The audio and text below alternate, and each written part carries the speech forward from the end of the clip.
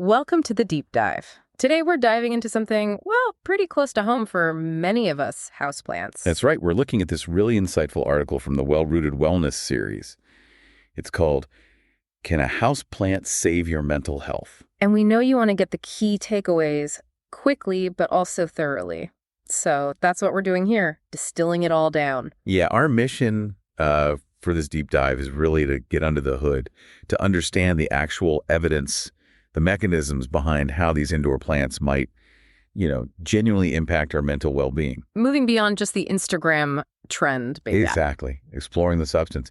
And the article draws on psychology, horticulture, even environmental science research. It pulls it all together. Okay, so let's start where the article does with the green prescription. It jumps right in saying, look, science suggests indoor plants do improve well-being. And it backs that up pretty quickly. Yeah, some specific findings really caught my eye. Absolutely. Yeah. And what's compelling isn't just the idea, it's the concrete evidence, like that study in the Journal of Physiological Anthropology. Tell us about that one. Well, it showed that just, touching or tending to a plant could lower cortisol levels. That's your main stress hormone within minutes. Wow, minutes. That's fast. Surprisingly fast. A quick physiological shift. And it's not only stress, right? There was that University of Michigan research on focus, too. Right.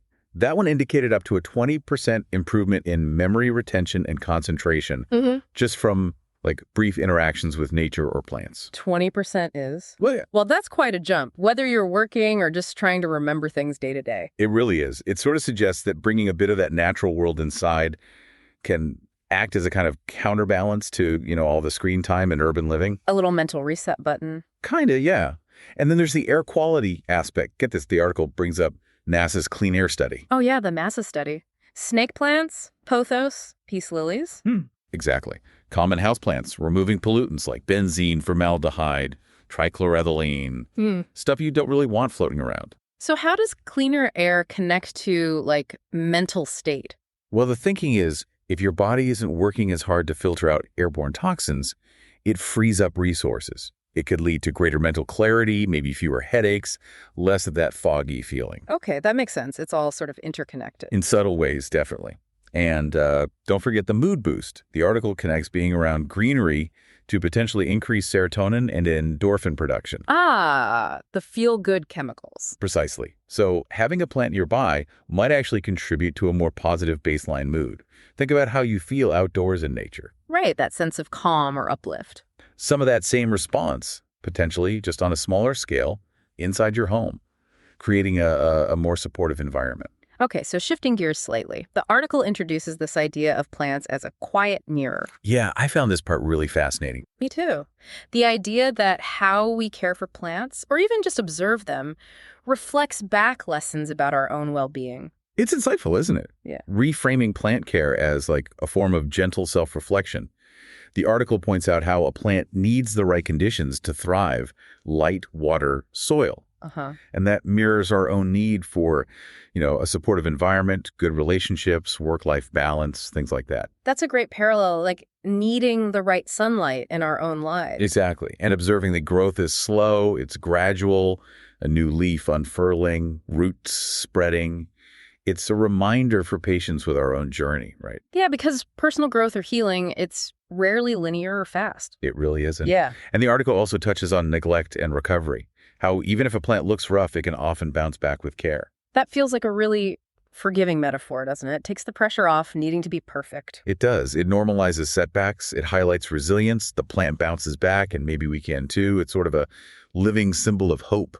And that point about consistency over perfection really resonated. It's not about having a flawless plant. Right. It's about the regular, maybe imperfect care that sustains it. That's such a key takeaway for self-care, too. Small, consistent actions often matter more than grand gestures or chasing some impossible ideal, building sustainable habits. Okay, then it moves into plant parenthood as a mental health practice, how caring for plants can be this low-pressure way to build good routines. Yeah, and it integrates these simple tasks into daily life, like the daily check-in, the watering.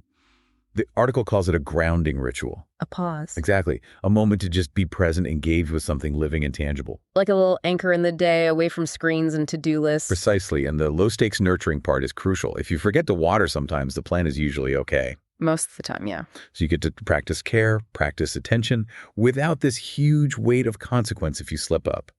It's a safe space to practice nurturing. And the visible progress. That was a great point. Mental healing can feel so invisible sometimes. Totally. You feel stuck. But with a plant, you literally see the new leaf, the growth, tangible proof your care is making a difference. That visual feedback loop is powerful. It gives you that sense of accomplishment, reinforces that your actions have positive results, which is really encouraging, especially if you're feeling stuck elsewhere. The article also talks about plants as companions, tackling loneliness. That felt quite poignant. It did. And it's sort of validates those feelings people have toward their plants, that emotional connection. Right. It's not silly to feel attached. Not at all. In a world where we can feel disconnected, even just caring for another living thing can foster connection, ease that isolation a bit. I loved the examples they used: basil rooting for you, the fiddle leaf fig silently stretching, the cactus holding its ground. It gives them personality. It really does. It taps into that biophilia, that innate connection we have with nature. Little green companions offering comfort, a sense of shared space. Then there's naming them.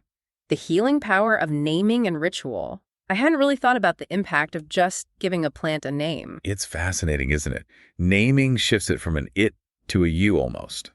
Creates a relationship. Makes it more personal. Yeah, fosters a deeper bond. It becomes something you actively care for. And the rituals mentioned were so simple. Misting with music, weekly leaf checks with tea. But they create structure, predictability.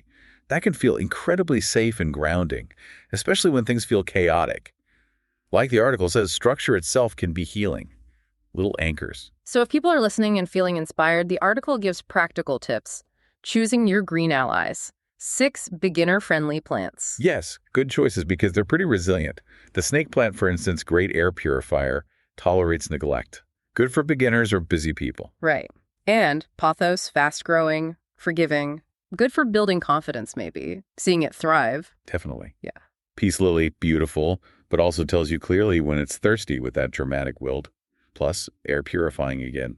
Aloe vera, practical, soothing gel, but also a symbol of resilience. And the ZZ plant, they call it nearly indestructible. Right. Good for low light, low anxiety. Yeah. And finally, lavender. Needs sun, but that calming scent is a direct link to relaxation, a reminder to breathe. It's about finding a match, isn't it? Something that fits your home, your lifestyle, and offers those benefits without adding stress. Starting easy is key. The article also briefly mentions the psychology of green, the color itself. Yeah, that deep association we have with it. Green, calm, balance, renewal. It's tied to our evolution, really. How so? Well, for most of human history, green meant safety, resources, water.